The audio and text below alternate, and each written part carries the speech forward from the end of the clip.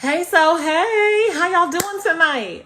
I was just coming on here live for a quick little second because I wanted to give y'all some tips on the hot flash and menopause situation. You know that I mentioned it before when I did the last video about the inquiry consult. Did you schedule your inquiry consult? Because you know you got some questions, and you know somebody that got some questions. But nevertheless, so some natural remedies and natural ways that we can deal with this whole hot flash situation.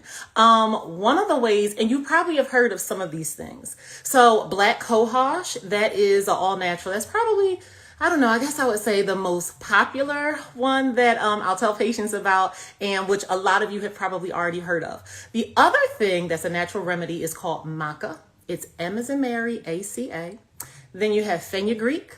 And you also have something called valerian root. Now, with these herbals, y'all know they be 50-50. Sometimes they work. Sometimes it's just like, it ain't do nothing. And what was that even for?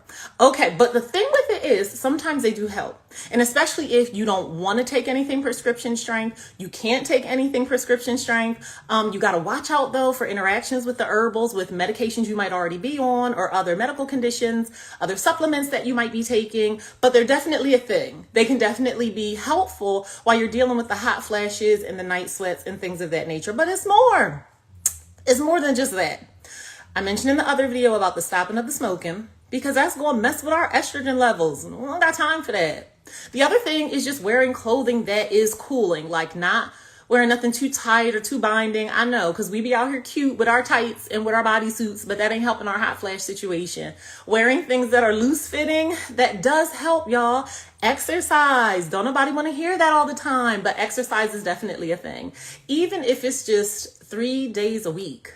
For 30 minutes a time. That can help. It'll help with our hot flashes, like legit. It'll help with our hot flashes. The other things are water-rich foods. So this is carrots, lettuce, avocado, cucumbers, watermelon. So if we increase those kinds of foods, that's naturally going to just help us to remain cool.